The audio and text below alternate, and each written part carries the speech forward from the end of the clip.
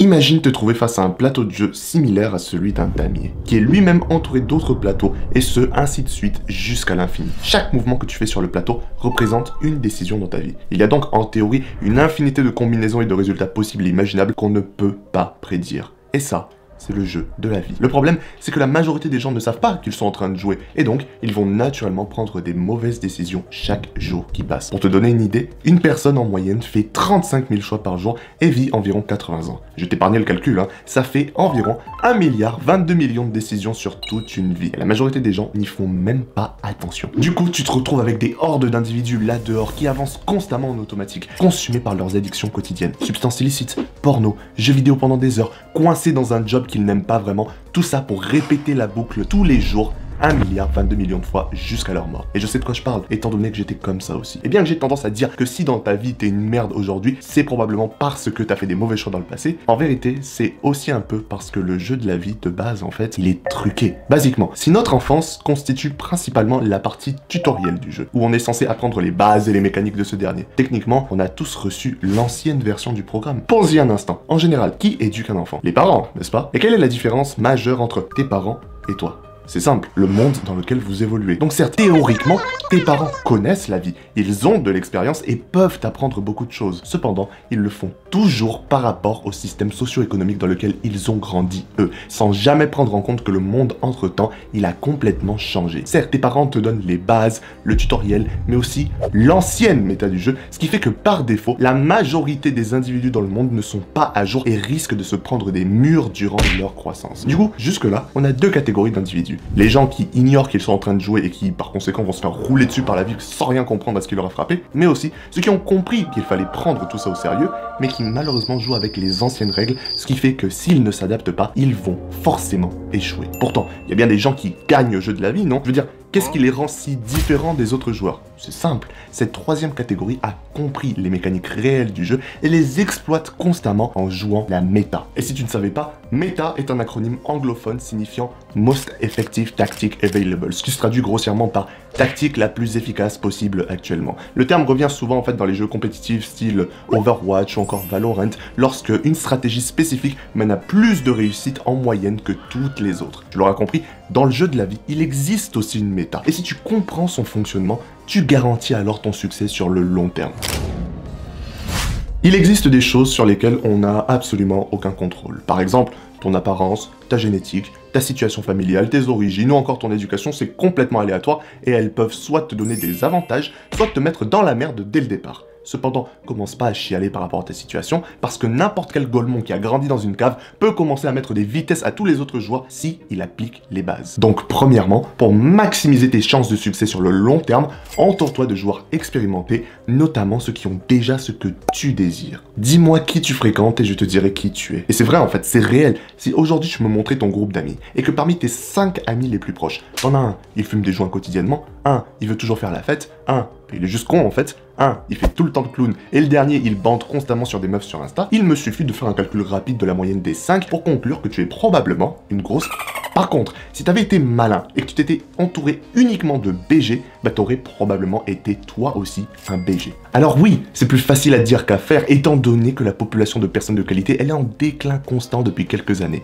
Mais c'est pas grave, étant donné que t'as pas forcément besoin de physiquement t'entourer, car le type de contenu que tu consommes régulièrement compte aussi. Bref, s'il y a des gens de qualité autour de toi, deviens pote avec. Sinon, tu restes solo dans ton bendo et tu commences à consommer exclusivement du savoir fourni par des gens de qualité. Je te parle de livres, de podcasts, de vidéos comme celle-ci où tu apprends des trucs utiles. Bref, tu t'entoures figurativement de personnes de qualité afin de devenir la moyenne de ces derniers. Deuxièmement, acquérir les compétences les plus importantes. Les joueurs à l'ancienne de Dark Souls 1 se souviennent comment tout le monde vannait la stat de dextérité en mode « Ouais, la dextérité c'est pour les femmes, moi gros guerrier avec gros marteau, moi écraser les ennemis jusqu'à leur mort. » Et ils avaient raison, parce que la dextérité c'est une stat de merde. Mais bref, tout ça pour dire que comme dans Dark Souls, il y a plein de compétences complètement inutiles dans la vie qui pourtant sont extrêmement populaires. Je prends par exemple la compétence de scroller sur son téléphone pendant des heures en prétextant que c'est pour de bonnes raisons et pas du tout parce qu'on a une addiction à son téléphone. Cependant, j'assume que toi t'es un mec intelligent qui a compris que le temps c'est précieux et qu'il faut l'investir dans des compétences à fort ROI telles que le sport, car peu importe ce que les gens vont te dire, avoir un bête de physique ça ouvre énormément de portes, que ce soit dans ta vie sociale ou romantique, l'apprentissage Et par ça, j'entends pas juste aller à l'école comme un PNJ, tout ça pour parler à tes potes en classe, pour pas suivre le cours et pour rentrer chez toi pour lancer ta prochaine partie de LoL. Non, je te parle du vrai apprentissage qui nécessite de la curiosité et une véritable envie d'apprendre au travers de livres, de vidéos, etc. afin de constamment renforcer ton savoir.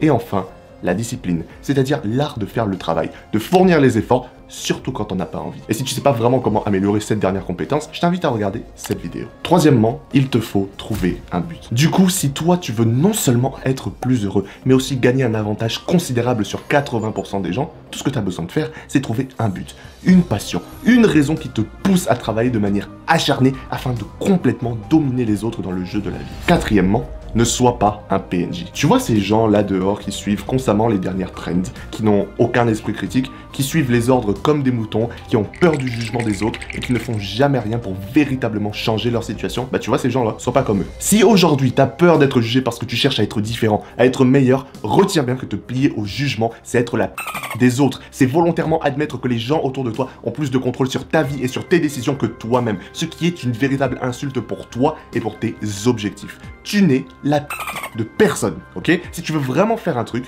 fais-le. Si tu veux vraiment dire un truc, dis-le. Tu portes tes couilles face aux moqueries, face au jugement, face à l'adversité, car la seule et unique personne qui décide de la direction de ta vie, c'est toi. Puis, si tu y réfléchis plus d'une seconde, tu comprends vite que si quelqu'un te juge parce que tu cherches à devenir meilleur, c'est souvent parce que cette même personne ne veut pas admettre son infériorité. Car eux ne prennent jamais de risques, ne tentent jamais rien, et par définition resteront coincés dans les engrenages de la société en tant que PNJ sans but. Et comme les crabes au fond d'un seau, ils feront tout pour te tirer vers le fond avec eux. Tout ce que je viens de te dire, c'est assez basique en soi. Genre, faire du sport, lire, bien t'entourer, trouver ton but, c'est du vu et revu dans le dev perso pour beaucoup. Donc, je t'invite à passer à l'étape supérieure. Un jour, j'étais tranquille comme ça sur le canapé et ma copine vient avec son téléphone, elle me montre une vidéo sur celui-ci. Et cette vidéo m'a fait exploser de rire car ça a confirmé une idée que j'avais depuis très longtemps. Basiquement, dans cette vidéo, on pouvait voir un mec bien habillé, très confiant, qui s'infiltrait sans pression au sein d'événements privés, tout ça pour bouffer gratuitement des plats très chers. Mais à côté, le mec c'est un random, personne ne le connaît, il a un job de merde et pourtant, simplement parce qu'il avait des couilles en acier trempé, le sang-froid absolu et une confiance totale en ce qu'il faisait et le fait qu'il allait réussir, personne n'a jamais rien cramé. Alors moi, j'ai vu ça, et la première chose que j'ai pensé en explosant de rire, c'était juste « Mais quel génie, quel chad ce mec !» Car il a confirmé que si tu es confiant et que tu crois fermement que quelque chose va marcher, bah dans la majorité des cas, ça marche. C'est aussi pour ça que l'année dernière, t'as un gosse de 15 ans qui a réussi à s'infiltrer sans pression aux Game Awards, à choper le micro et à raconter de la merde. Tout ça pourquoi? Simplement parce qu'il a agi comme si de rien n'était, comme s'il était censé être là. Pourquoi est-ce que tu ferais pas comme ces personnes? Pourquoi est-ce que tu ne serais pas un de ces individus qui a 100% confiance en ses capacités, en ses chances de succès, que peu importe les risques, les critiques, tu crois toujours en toi et tu crois en ta capacité à accomplir le taf à chaque fois. C'est ça le véritable code de triche de la vie, la confiance en soi absolue, le mindset de la réussite. Donc toi aussi, porte tes couilles dans chaque situation et arrête de te dire que « Ah, c'est trop dur, ah, je vais échouer, ah, c'est trop long, ah, ça sert à rien. » Non, ça sert à rien de penser comme ça, d'accord? Ça va juste te foutre des balles dans le pied. Alors que si tu faisais l'exact opposé, que tu développais une véritable foi en tes capacités à gagner dans le jeu, tu aurais immédiatement un boost d'XP sur le long terme. Tout ça pour dire que tu dois voir grand si tu veux gagner gros. À l'époque où je jouais encore très souvent aux jeux vidéo, j'avais un énorme problème. Tu vois, plutôt que de finir la quête principale d'abord et d'ensuite faire le contenu secondaire, je faisais l'inverse. Je faisais l'intégralité du contenu secondaire avant de retourner à la quête principale, tout ça pour me faire chier parce que cette dernière était maintenant beaucoup trop facile. Et comme dans les jeux vidéo, la vie elle est pleine de quêtes secondaires. Mais contrairement aux jeux, ces dernières ne te donnent pas de bonus, de meilleurs équipements ou encore d'XP. Non, car la majorité, c'est juste des distractions qui ne servent absolument à rien. Pire encore, dans un jeu, t'as tout le temps de tout faire, mais dans la vie, t'as en moyenne 28 000 jours devant toi avant de crever comme une merde. Donc certes, sur le moment, tu te dis que scroller sur ton tel pendant quelques heures, ouais c'est ok, traîner quelques heures sur Pornhub, ouais c'est ok, oh sortir quelques fois en boîte par semaine, ah c'est ok, mais lorsque tu accumules ça sur plusieurs années, tu te rends vite compte du gâchis massif de temps. Du coup, moi je t'invite à te demander si c'est vraiment utile et bénéfique pour toi de faire telle ou telle action, si ça te rapproche ou non de ton objectif à long terme. Je te promets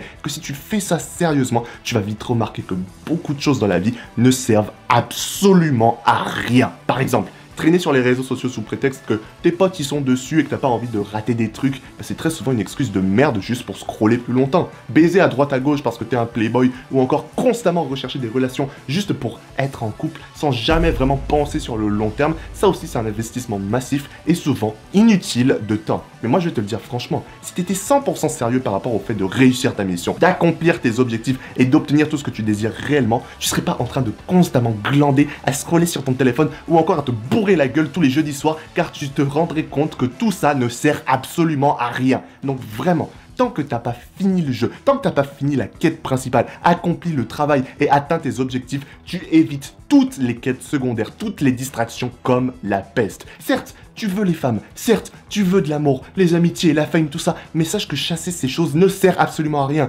car les meilleures relations dans ta vie, les meilleures choses dans ta vie viendront très souvent naturellement vers toi dès que tu réussis d'abord la quête principale. Il existe selon moi deux types de méta dans la vie. La générale, qui ne change que très peu dans le temps et qui a toujours suivi les mêmes principes depuis la nuit des temps, mais aussi la spécifique, qui change constamment et qui du jour au lendemain pourrait être complètement différente. On va d'abord commencer par la générale. Si tu observes les grandes figures de l'histoire, qu'est-ce qu'elles ont toutes en commun? Sont-elles toutes physiquement fortes? Bah pas vraiment, hein. Sont-elles toutes riches? Non, pas vraiment. Sont-elles toutes nées sous une bonne étoile?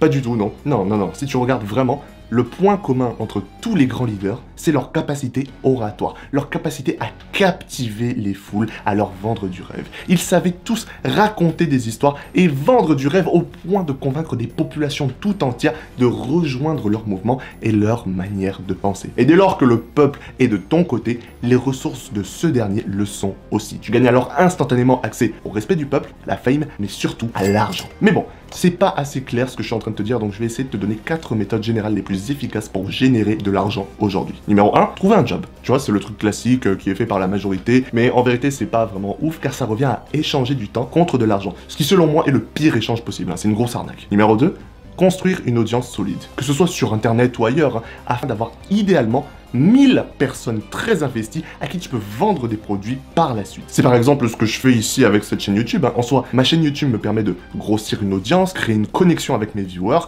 afin de les aider pour que eux aussi, éventuellement, ils puissent m'aider dans le futur. Numéro 3, régler des problèmes. Notamment en développant certaines compétences très recherchées par des gens qui ont déjà de l'argent, qui te permet donc d'échanger tes compétences contre leur argent. Et enfin, numéro 4, combiner le numéro 2 et le numéro 3. C'est basiquement ça la méta générale en termes d'argent.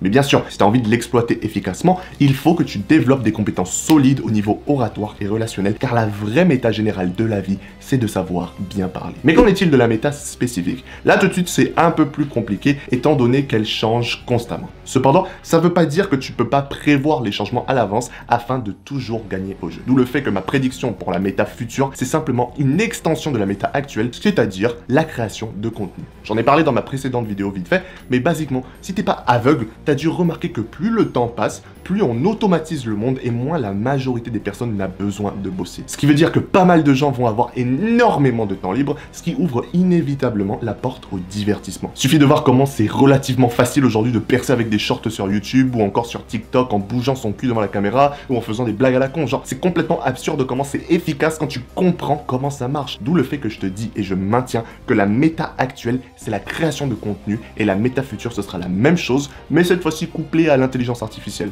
Car on le sait tous, hein, au moment là où l'IA va atteindre le point où elle pourra s'auto-améliorer, ce sera vraiment un gros bordel. Mais en attendant ce jour, toi tu peux être malin et combiner le fait de développer tes capacités oratoires au fait de créer du contenu sur internet afin de créer une audience pour finalement monétiser le tout par la suite et devenir libre financièrement. Du moins, si c'est ce qui t'intéresse, hein. Car certes, c'est peut-être la méta actuellement, mais ça veut pas dire que tu as envie de faire des vidéos ou encore de créer du contenu pour autant. Ça se trouve, toi, t'aimes chanter, faire de la musique, faire du dessin, et du coup, tu te dis, ouais, non, les vidéos, ça m'intéresse pas plus, ouais, c'est compréhensible, tu vois.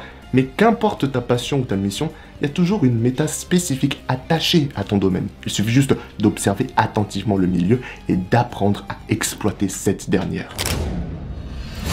Normalement, si tu as tout bien suivi jusque-là, tu as un réseau solide qui te tire vers le haut, de bonnes habitudes, des compétences versatiles et peut-être même des business qui te génèrent de la thune en arrière-plan. Du coup, c'est bon, non? Genre, t'as fini le jeu, let's go! Non, je vais te dire une chose que très peu de gens savent mais qui est extrêmement importante.